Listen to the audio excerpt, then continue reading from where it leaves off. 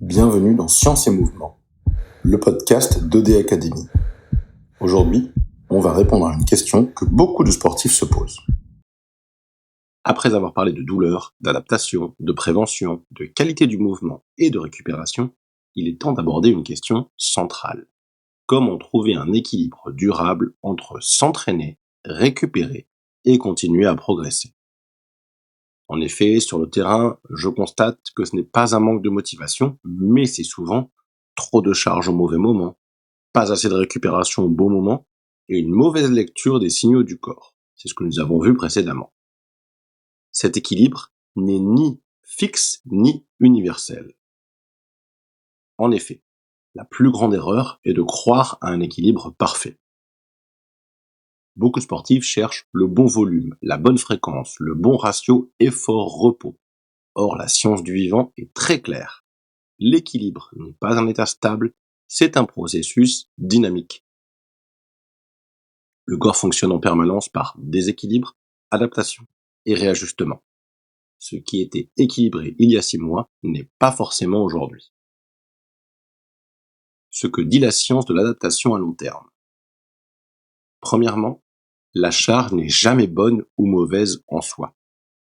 La charge devient problématique quand elle dépasse la capacité d'adaptation, elle est trop monotone ou elle n'est pas récupérée. Les modèles charge-récupération, par exemple les modèles que vous pourrez trouver sur internet de Gabet, montrent que ce n'est pas la charge absolue qui blesse, mais le déséquilibre entre charge appliquée et capacité du moment. Deuxièmement, l'adaptation dépend du contexte interne. Le même entraînement n'a pas le même impact selon le sommeil, le stress, l'alimentation, l'état hormonal et l'historique de blessure. Le corps ne réagit pas à ce que tu programmes, il réagit à ce que tu perçois. Voyons quelques exemples concrets de profils sportifs. Premier exemple, le triathlète amateur. Le triathlète, il cumule 3 disciplines. Des charges modérées mais fréquentes et peu de vraies coupures. Le problème fréquent, c'est la fatigue chronique, la stagnation et des douleurs diffuses de dos, d'épaules, d'ischio. L'erreur ici n'est pas le volume, c'est l'absence de hiérarchisation des priorités.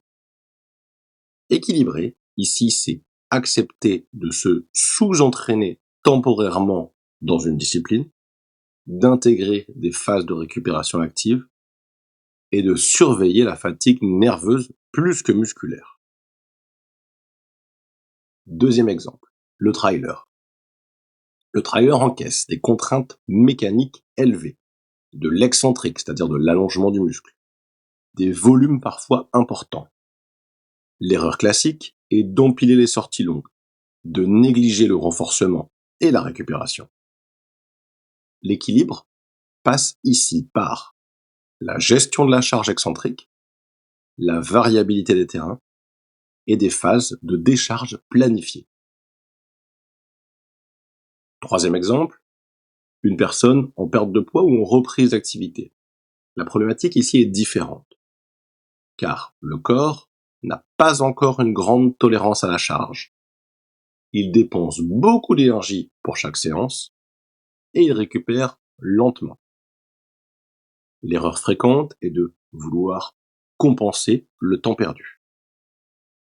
Pour équilibrer, ici, il faut progresser lentement, sécuriser les tissus et construire la récupération en même temps que l'effort.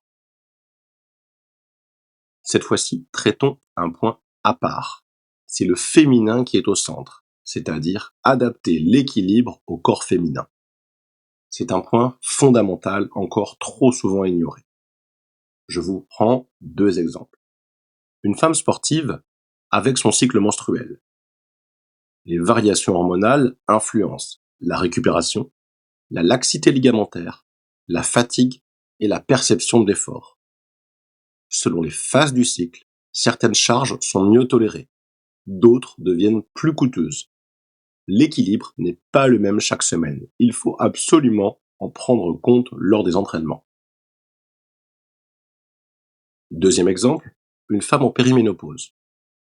On observe souvent une récupération plus lente, une fatigue plus marquée, une moins bonne tolérance au stress.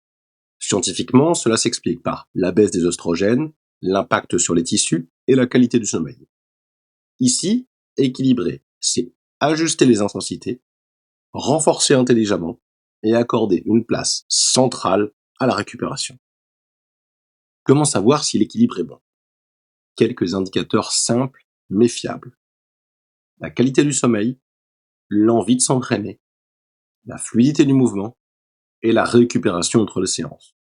Ce sont souvent les signaux indirects qui parlent le plus. Chez Aude Academy, on ne cherche pas des plans parfaits ou des ratios universels. On cherche à observer, à ajuster, à accompagner les évolutions du corps. L'équilibre n'est pas une formule, c'est une lecture intelligente du vivant. Ce qu'il faut absolument retenir. Premièrement, l'équilibre charge-récupération évolue en permanence.